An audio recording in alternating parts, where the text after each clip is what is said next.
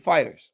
And this is where the Tom Aspinall situation suddenly gets a lot more serious. Eddie Hearn isn't just asking the UFC for more money, he's publicly saying he will not let the heavyweight champion fight under the current terms. And the problem is, Tom is already under contract with the UFC, so now you have Eddie Hearn representing Tom, Dana White on the other side, and the UFC heavyweight title caught directly in the middle. They haven't invited him to the White House. He's supposed to be fighting the winner. Really interesting what's happening in the UFC right now. They've got to be careful. I'm not going to let Tom Aspinall fight for the kind of money that's in his contract to be involved in a fight against Pereira or Game for literally 1/50th of the revenue of that show. Yeah. Fuck that. I won't let him do it. And he's not going to, it's time that those UFC fighters stop being mugs and started to understand that these people are taking advantage of them. They deserve better. Are you saying Tom's going to retire if they come back and say he's getting 300K? I'm saying that my advice to Tom Aspinall, don't you dare take that fight for the money that's in your contract. You are one of the biggest stars in UFC. Everybody will be sick to their stomach about the money that Tom Aspinall is supposed to get for that kind of fight. Mate, you don't need that. You nearly lost your eyesight. You want to go back and fight for virtually nothing. It's outrageous. And I will not. I'll do everything I can to not allow it. Some surprising news earlier today. Tom Aspinall was signed with Eddie Hearn as a manager. You obviously have some issues, Eddie. What did you think about that news and what do you make of that decision? We don't have any issues with Eddie. They can get whoever they want to represent him. Tito Ortiz used to represent. Have you guys reached out to Tom Aspinall yet about maybe booking that fight with Cyril? I'm not going to talk about that stuff. I'll tell you something that's funny though. So AJ just signed with CAA for sponsorship and all that kind of stuff. Doesn't Eddie Hearn have a fucking, isn't that what he does? Aspinall signs with Eddie Hearn, which is insane. AJ, who's been with him forever, and they're probably best friends, signs with CAA to get. I just saw Turkey Al Sheikh saying he wants to bring you guys for a peacekeeping summit. Listen, the reason I got into boxing, one big reason was I met him and I liked him. And he's made some pretty big things happen in the sport of boxing. This is his biggest challenge yet. That I guarantee you. And that's what makes this situation so messy. Both sides technically need each other. Tom is the heavyweight champion and one of the biggest assets the UFC has in that division, but Eddie Hearn is trying to maximize his value, while Dana White has to negotiate for the UFC. Normally, that's just business. But when the two people negotiating already have this much public tension, suddenly a simple contract discussion can turn into a full-blown standoff. Yeah. What is the situation with Tom? Yeah, the company has talked to him. I haven't talked to him, and Tom and I obviously need to talk. You know, he came out recently, or his dad too, saying that, you know, they felt like I don't know how they said it, but that I had sort of shit on him in the way that I had spoke about, you know, his eye injury. I said, I think he's okay, and I think he's going to be good, and they came out and said, no, that's not the case. He said, I haven't even talked to Dana. I don't know why he would say that. But, you know, obviously, my medical team is talking to him. I like him very much and respect him. I've never had a problem with Tom Aspinall. Last one for me, the rematch with Tom. I guess in your perfect world, when would you want that fight to happen, and how do you think that fight plays out the second time? As soon as possible, like I like to say. Paris, for example, it's a good idea, but I know let the staff of the UFC work on it. When Conor Benn signed with Zuffa, he said Eddie should want fighters to earn as much money as possible. He should be happy for Conor Benn, but he's making more money. I've got an idea. I would like Dana White to release Tom Aspinall from his UFC contract, and I will guarantee Dana White in writing that I will pay Tom Aspinall a minimum, probably 5 times more, but a minimum of 3 times more what Dana White is paying. Dana White should be happy for Tom Aspinall to receive that deal. I would like to propose that Dana White should be happy for Tom Aspinall, who is extremely unhappy, and he should release him of his obligations with the UFC and allow him to go out and make considerably more for himself and his family, because that's what Dana White's all about, isn't it? You know, he'd be happy for Tom. The situation with Tom is he has signed a contract which is one of the worst, most grossly underpaid athletes I've ever seen in the commercial world of sport. It's absolutely disgusting what they're paying, and things need to change. Let the UFC know that we're ready to go, and we're just waiting for date. We're just literally, we told them we can do it in Paris, we told them we can do it wherever they want. So we're just waiting for them to let us know. I'm in the gym, smashing it. We will be with you the week after. We'll come and film a bit of a sesh. Yeah. Got the boys back in town, so we'll keep people updated. But as we say, the UFC, waiting on them. Yeah, waiting. But part of this process is I've been able to read those contracts and I've been able to talk to him about the purses that he's received. Take me back 4 or 5 fights. And the reality is that when he was headlining in front of 20,000 on pay-per-view, he was receiving probably half the amount of money that I would pay a boxer for a British title fight at York Hall, Bethnal Green in front of 1,200 people. And I was absolutely baffled and astonished. Now, obviously, as he's gone on, those purses have increased, but still to a level that I feel is completely unfair. I think we started very well. I think he started very well, but I think I started very well because everybody knows his strategy every time he started very hard and surprise his opponent. I think we did very well. We defending a takedown, I touched him. We saw some blood on his nose. It was a really great first round, and that's why, yeah, maybe also I was a little bit disappointed, a little bit sad about this issue, but this is a sport. I was at first angry because I don't want him. I don't want from him to stop the fight. After I was disappointed, sad, and after that, apologetic exactly for the people. So, Cyril, how did you feel about the eye poke? How do you feel when your hands and your fingers touching his face?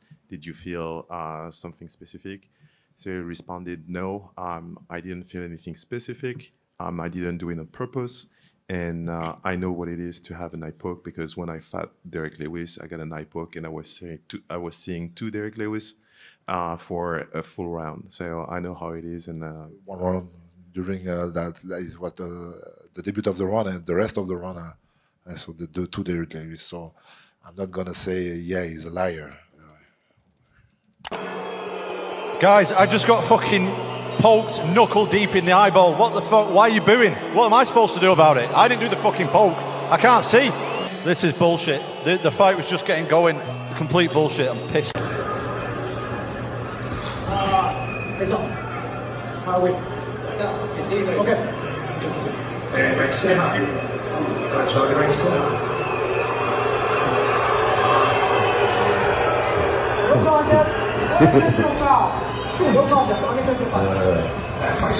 E aí, Potan? Acontece.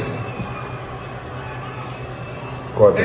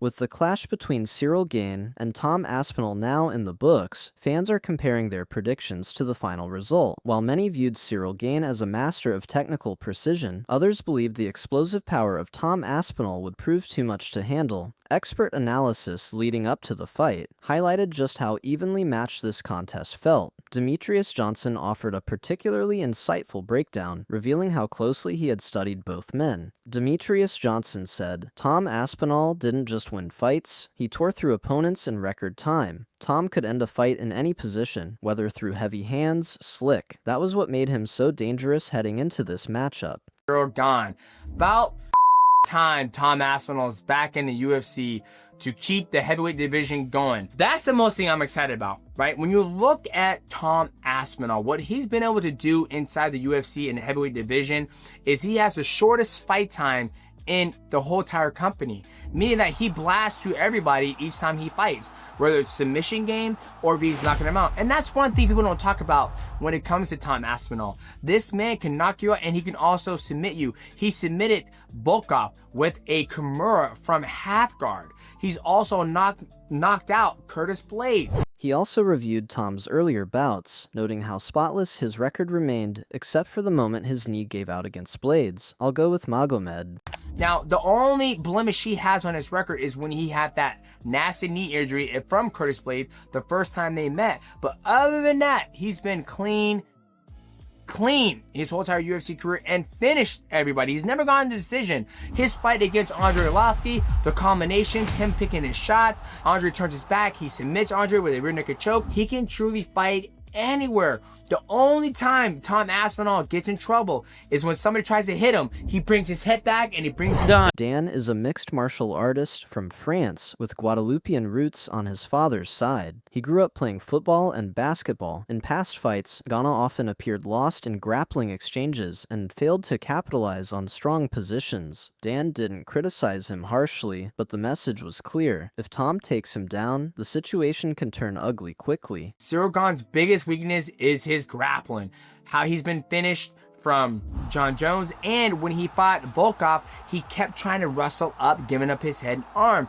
And when he was also fighting Volkov, he had Volkov in a Kimura, and he didn't know what to do with it. He had a great position. He had the leg around his hip. He could have popped up or come around outside the back and locked up a triangle. His grappling awareness just isn't where it should be, you know, when it comes to, like, you know, you're fighting for a world championship in mixed martial arts. Johnson summed up the strategy in plain terms. He said Gane must stay on the move, use feints, and never linger directly in front of Tom. Once Tom closes the distance, he becomes very difficult to stop. Official confirmation is now in. Now, let's examine the keys to victory for these athletes. Let's look to the keys of victory for these athletes. Let's start with Cyril Gane, okay?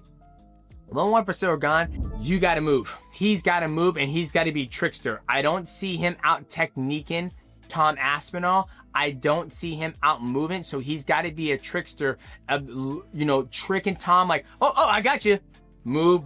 Got you. Oh, move. He's got to keep Tom Aspinall guessing. If he gives Tom Aspinall the opportunity to set outside the void, feint, leg kick, which he'll probably check those, feint, leg, and let him dictate when he's going to blitz across the void, he's going to get eaten up all day because Tom Aspinall is a master of blitzing across the void, landing those shots. And if he doesn't, you know, feint, kick, push kick, go lateral, always jump off the railroad tracks when the train's coming, he's going to get ran over. The prediction segment highlighted Cyril Gane as a ferocious striker with power, excellent movement, and impressive victories over top opponents. Yet it still bothers me. He's so elusive on his feet, making it difficult to land damage against Gane. I didn't expect those moments to last long.